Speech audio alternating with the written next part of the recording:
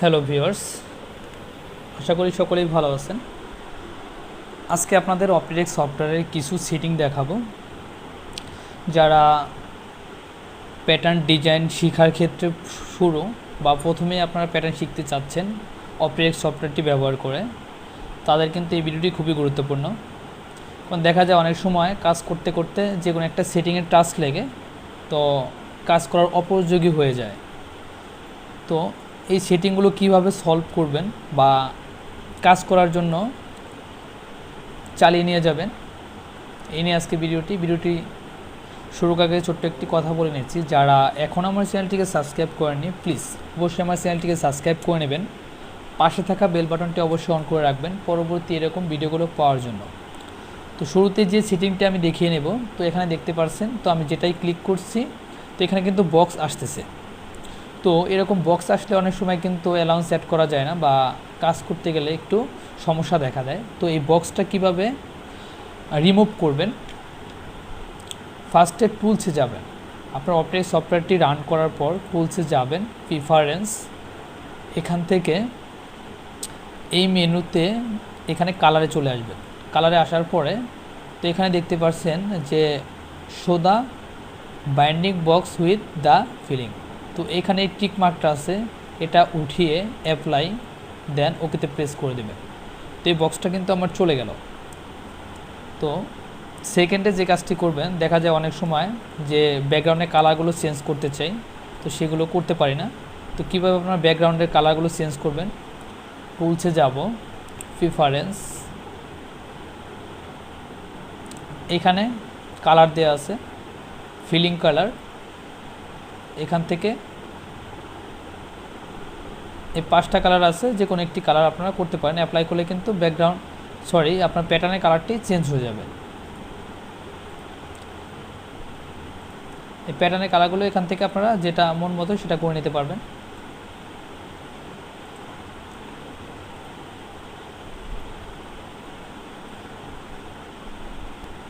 তো একটু হয়ে গেল।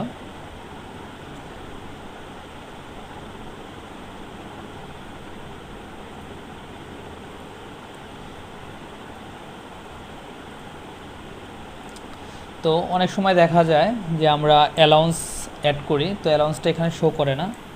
শো করানোর জন্য যে কাজটি করতে হবে, আপনার কিবোর্ডের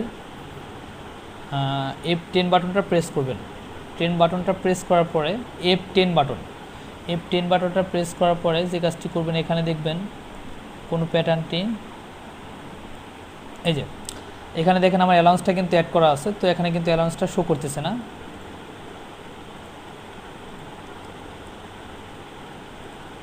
আবার পৌঁছে যাব একটু।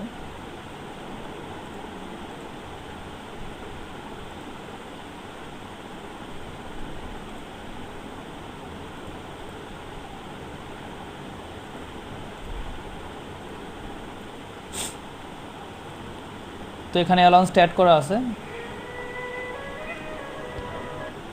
এখানে কিন্তু শো করতেছে না। তো এখানে যে সিএম Ctrl+F6, আপনার Ctrl+F6টা কিন্তু প্রেস করলে অ্যালাউন্সটা শো করবে। তারপরে করতেছে না, ক্রস দেওয়া আছে। তো এখান থেকে আমি টিক মার্কটা উঠে নিলাম। এখন দেখেন আমার এখান থেকে কিন্তু Ctrl+F6টা প্রেস করলে কিন্তু হাইড হচ্ছে।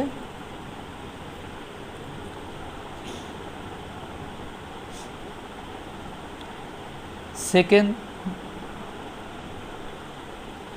আপনার যে অনেক সময় আমরা প্যাটার্নটা সাইজ সেট করার পরে যে গ্রেডিংটা করি, তো গ্রেডিংগুলো কিন্তু শো করে না। তো গ্রেডিং করার পরে কিন্তু শো করে না। তো এর জন্য যে কাজটি করতে হবে, F10টা প্রেস করার পরে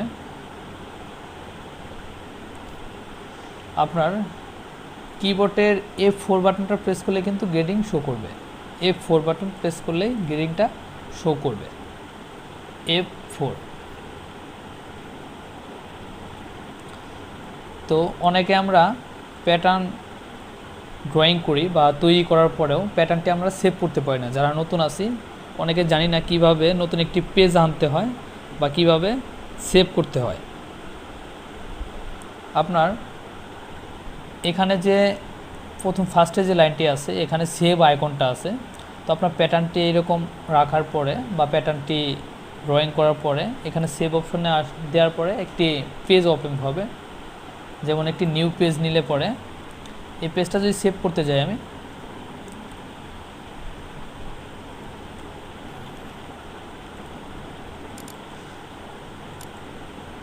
সাপোজ আমি দেখিয়ে নিচ্ছি।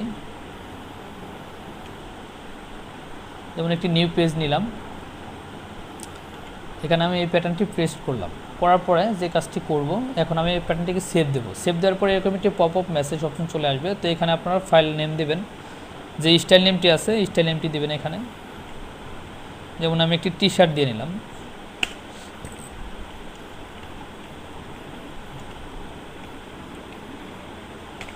T shirt pattern. এখন কিন্তু আমার ফাইলটি সেভ হয়ে গেল।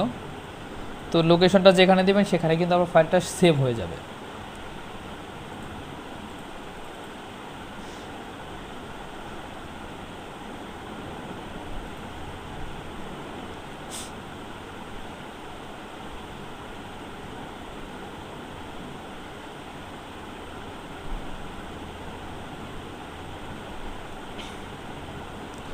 তো ভিডিওটি ছিল এই পর্যন্তই। ভিডিও যদি ভালো লেগে থাকে অবশ্যই লাইক করবেন, কমেন্ট করবেন আর সাবস্ক্রাইব করতে ভুলবেন না।